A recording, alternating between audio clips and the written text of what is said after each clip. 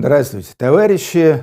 Меня зовут Артемий Троицкий. Игорем Кирилловым я вас больше мучить не буду, но видеоэпопею «Популярная советология», она же поп-совет, мы сейчас продолжим.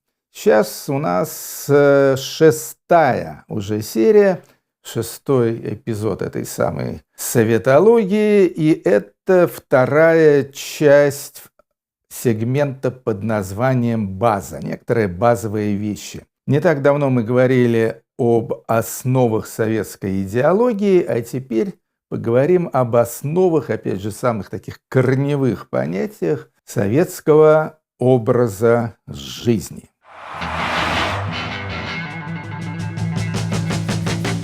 Очень хочется вспомнить классический антиутопический роман Джорджа Оруэлла «1984». Написан был в 1949 году, когда, в общем-то, Советский Союз уже был в полном расцвете. В этом романе Джордж Оруэлл вводит такое понятие, как doublethink, то есть двоемыслие.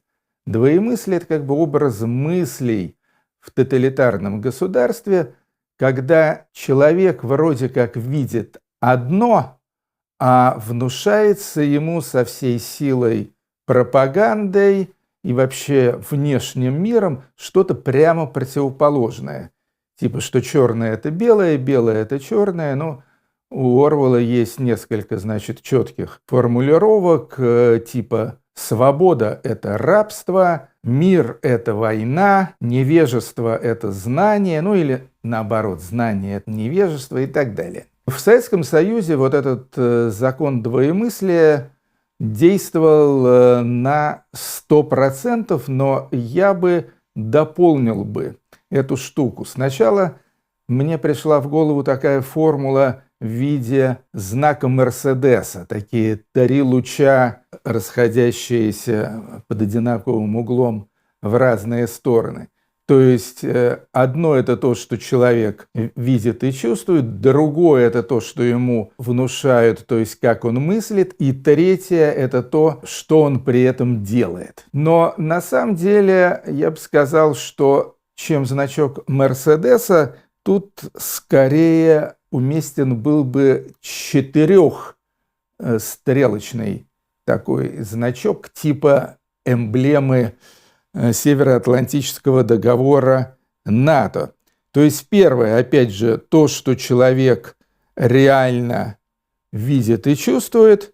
Второе – это то, что человек при этом думает. Третье – это то, что он делает. И четвертое – это то, что он говорит публично.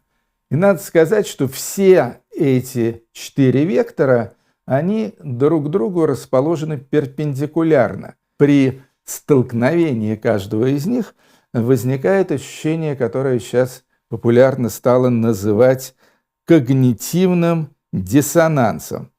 Ну, то есть, с одной стороны, люди видели, ощущали всеми фибрами, и ушами, и глазами, и этими вкусовыми пупырышками в заводских столовых, они ощущали, что, в общем-то, дело хреново. Живем мы в мире несправедливом, некомфортном, что где-то там за бугром, за забором на самом деле гораздо лучше и так далее. При этом публично, естественно, никогда этого не выражали. Почему? Потому что это было чревато доносами, чревато арестами, да и вообще, всяческой порчей жизни. Но в то же время, помимо публичных разговоров, естественно, у них были и частные разговоры, все эти кухонные разговоры и так далее, где они эту критику могли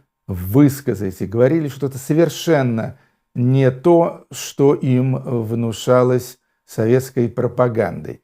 Ну и, наконец, последнее действие. Действия у большинства советских людей были такие, что, в общем-то, они, можно сказать, ничего не делали. То есть к конформизму добавлялась еще какая-то скучная, вялая работа, вялая карьера, которая ничего не давала человеку в плане самореализации, в плане какой-то вообще полноценной жизни. Вот так вот как-то влачили свое существование десятки миллионов советских людей.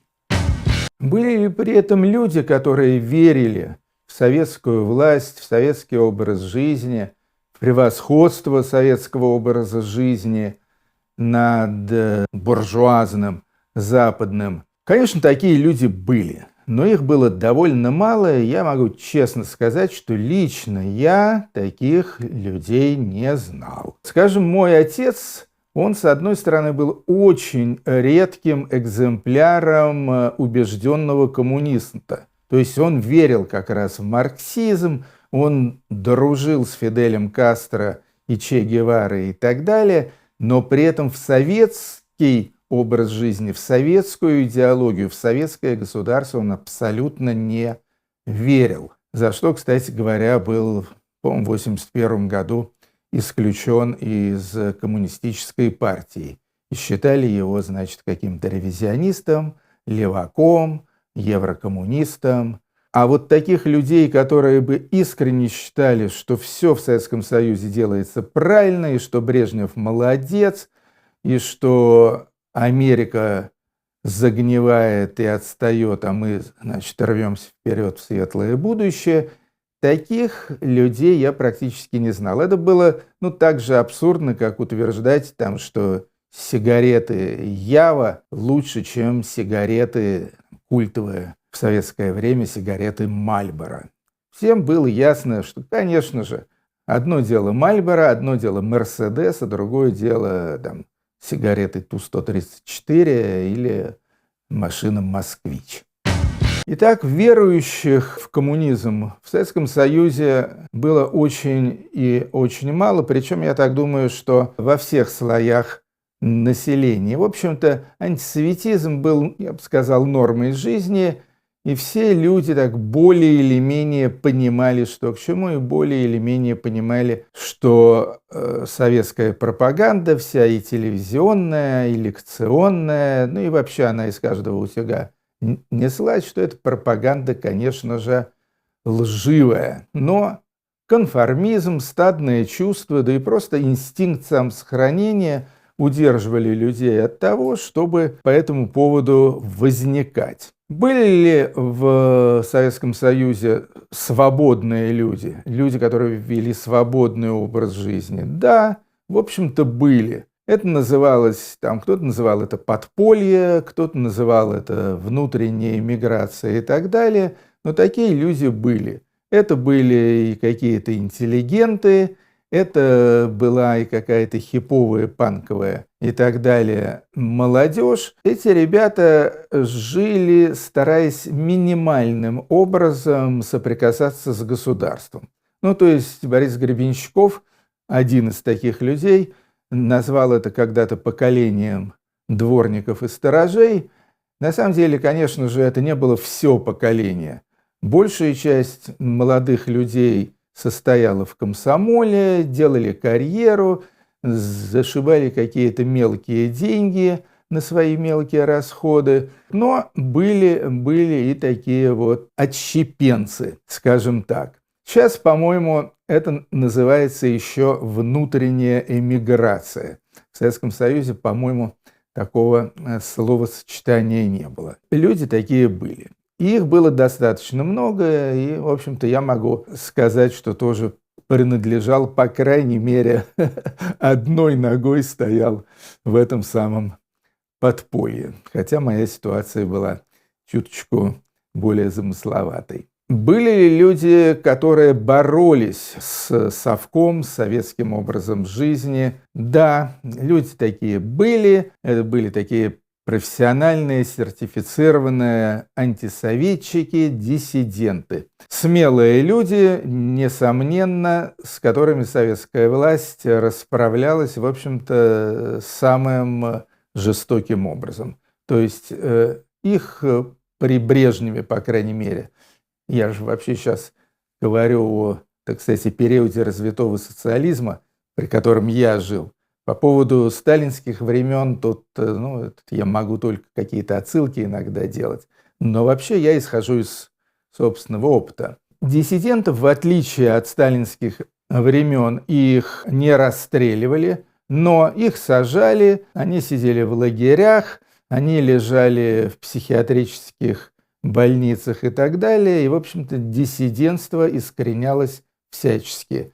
Некоторых особо почетных диссидентов, за которых хлопотал Запад, из страны выселяли. Но это произошло, скажем, и с Буковским, это произошло и с Солженицыным и так далее. Люди такие были, но диссидентов в СССР было очень мало. Я никогда не читал статистики по этому поводу. Думаю, что, скорее всего, такой статистики даже и нет. Не думаю, что настоящих таких состоящих на учете, скажем так, диссидентов в стране было больше, скажем, 5-10 тысяч. Может быть, я ошибаюсь, но думаю, что нет. Резюмируя вышесказанное, я бы сказал так. При том, что советский образ жизни, конечно же, доминировал в стране полностью, но, в общем-то, можно было его избежать. Можно было заняться этим самым эскепизмом, бегством от реальности, сократить до минимума какие-то ниточки, которые тебя связывали с советским образом жизни, и жить, в общем-то, достаточно интересно и достаточно полноценно, при этом делая упор не на свою официальную жизнь в контексте советской страны, а на какие-то альтернативные штуки, на какие-то хобби и так далее. Будь то музыка, будь то искусство, будь то радиолюбительство. Это могло быть что угодно, но, в общем, существовали такие щели, существовали такие тайные ходы, которые позволяли довольно многим, в общем-то, я бы даже сказал, миллионам советских людей, в основном молодых, но иногда и не очень молодых, но позволяли им жить своей жизнью, а не жизнью, навязанной им советским строем. На этом я завершаю 6-ю серию. Теперь у нас все будет гораздо менее базово и гораздо менее, скажем так, серьезно и занудно. В следующей серии мы с вами поговорим о том, как питались люди в Советском Союзе. Да. Что они покупали в магазинах и что они при этом ели ртом. Меня зовут Арсений Троицкий.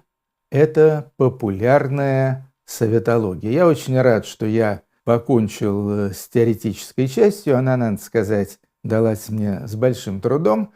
Дальше будет веселей. Всем счастливо.